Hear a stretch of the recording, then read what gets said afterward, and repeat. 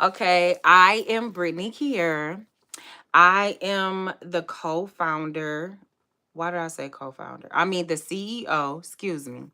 I am the CEO of Brit's Decorative Candles. So I'm here to talk about how I got started with my business with no experience, okay? Now, all of this is facts, all of this is true. So let's get started. Let's jump into it. So I'm going to give you a little background about me. So I started my business in 2023, okay? In August. Um, it has been rewarding and has been difficult, okay? And I'm gonna tell you why. I'm gonna talk about those two things. It's been rewarding, it's been difficult to maintain. That I will say. It's been very difficult to maintain. Um, the reason why it's been difficult to maintain because it's just me, myself, and I. That's it. Is I'm the only one that's making the candles, making sure I have this in stock, making sure I have that in stock, making sure I have enough candles to sell, to, you know what I'm saying, distribute, to give out and post pictures, do social media, all of that. Like all the advertisement, all everything is on me. Like I don't have any help. It's just me. And that's fine. Like that's how I wanted to, or that's how I want it to be for right now because I'm still learning how to maneuver, how to do things. And I feel like if I do it, then I know it's going to get done. So I have no problem with that. Um, so it's been difficult as well. I'm gonna get to the rewarding part, but it's been difficult as well because not only is it hard to maintain, but I also have a 9 to 5. I also have I also have a day job. I also I am a mom. You know what I'm saying? So I work during the day, so I work at USPS, so I deliver mail during the day, and then at night I am a candle maker. And then um but it's like after I leave work, I have to go attend to the children, pick them up from school, um go and get them all that stuff, feed them, make sure that they're good for the night, and make sure, do laundry, all that stuff, all those mom duties. And then after, the children are in bed, I come downstairs and I make candles. That's when I usually, do candles. And so it's just trying to carve out time, plan, time management. It's like I have this mom guilt while I'm at work. Then I feel like I should be doing more for my business while I'm at work. So it's like, it's a constant, tug and pull.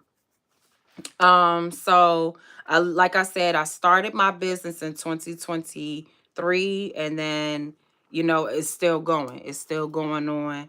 I'm still, holding it down in 2026. Um, so I literally started doing research. Like I don't think Chat GBT was around, or if it was, I didn't know about it.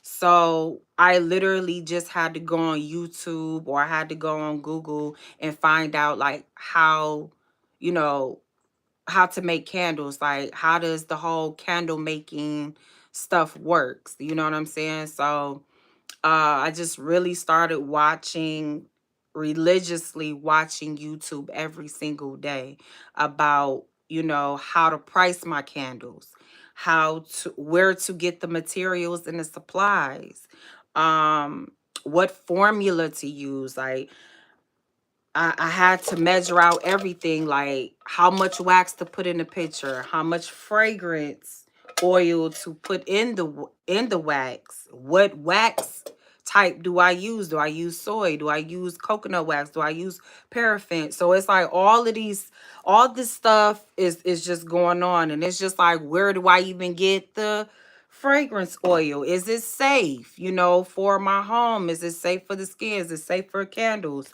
So it was just like, you know, all these things that I had to figure out and I had to do my research on. And thank God I did, because now it's paying off. It's rewarding. Now I get to have people to buy my product that I made. And it's such a good feeling. Like, even when I met my vendors, I'm like, wow, I have something that's tangible, something that I handmade, something that I handcrafted, and then there's people that's coming to buy and smelling my candle and holding my product, and they're enjoying the scent. You know what I'm saying?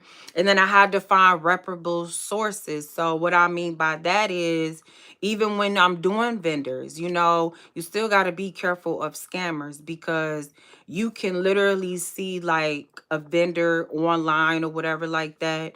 And then you can call the number, and then they'll ask you for your information. They'll ask you for your name, your business name. Then they'll ask you for your phone number, and then they'll ask you to pay up front.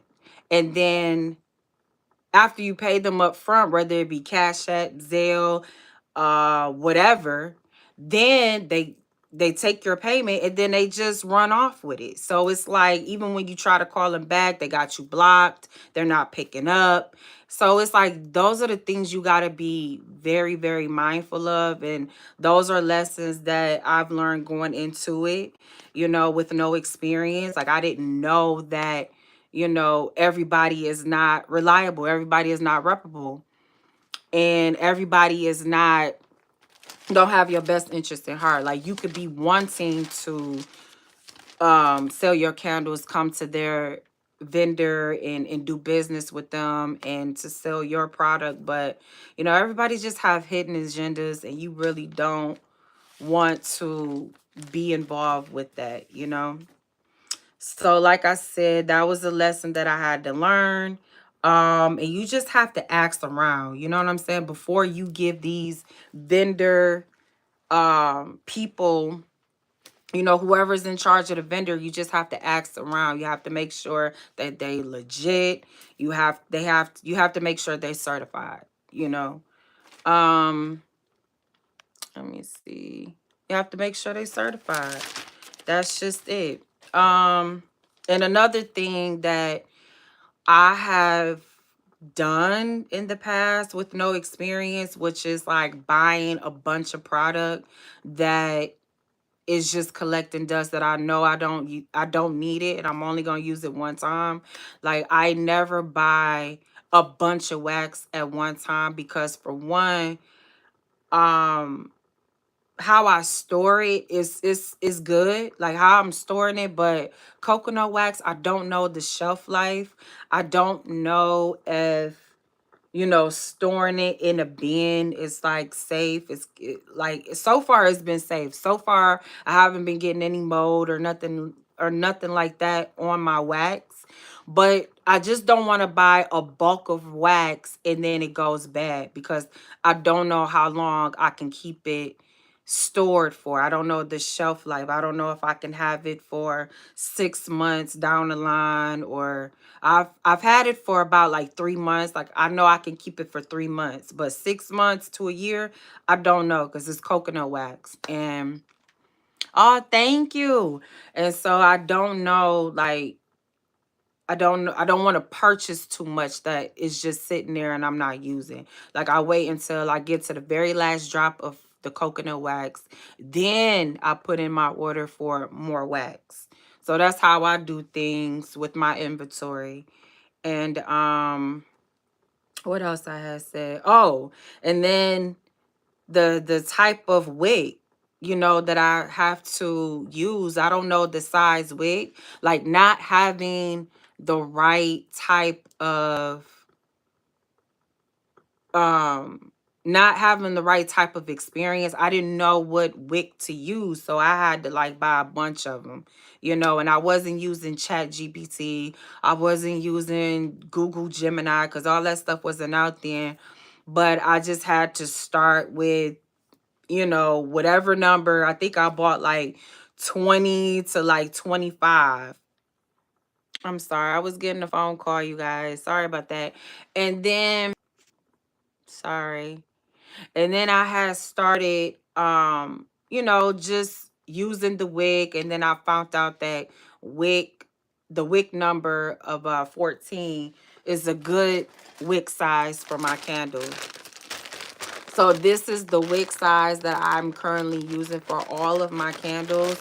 It don't matter what size the candle jar is in. It don't matter what I put it in. Like the wick size usually holds up and it's usually good for the jar. But I still test. I still like to test all of my jars. When I put the wax and the fragrance oils in there, I still like to test because you just never know. You never know. But these are new jars, and so I'm gonna start with the wick 14 to see if this holds up. But instead of using one, I'm gonna use two. Hi, what's going on? And so, yep, so that's pretty much it. That's pretty much it. But I encourage everybody to test your candles if you are a candle maker. And you should know that. You should know better than that. Let me see what else. I don't. And then another thing about not being experienced, I didn't know how to take pictures. Like I didn't know the right angle, the right lighting. I didn't know whether to use a ring light or whether to use the daylight, all that stuff I had to figure out, and I'm still figuring it out as I go because I don't know how to take professional pictures. I don't know how to take good pictures for my candles, my products, and different things like that, so that I can have more eyes on my candles. And so everybody can see, my candles, my pictures with my candles in it, so they can know that I make candles. And what else? So I usually, take pictures and post it on social media so that everybody can see my candles and different things like that. Um, I'm still learning how to balance. I know I said this earlier. I'm still learning how to balance my time management, like going to work, being a mom, running a candle business. What else I do? But at first I was making candles on my off day. So I would have like an off day throughout the week or on the weekends. And then I would just use that time to make candles. And then I started getting good. And as I started getting good with making candles, then that's when I started like, okay, let me make a candle when I get off of work. So that's how I started, carving out time, making time for everything. You just have to make time for it. It really is no way around it. And so yeah, that's it, you guys. Um I think and then if I'm making candles like at night and I work the next day, then I pretty much just go to bed early. That's pretty much it. I just go to bed early, make sure I have a cutoff time.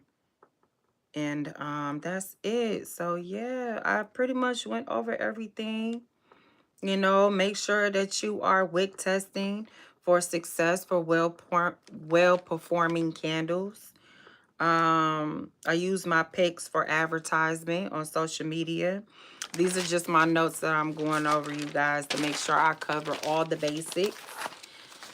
Yes, because I am true to this. I'm not new to this. But you guys, yes, that is it. Make sure you like, comment, and subscribe. And I will see y'all in the next live. Love and light, you guys. Bye.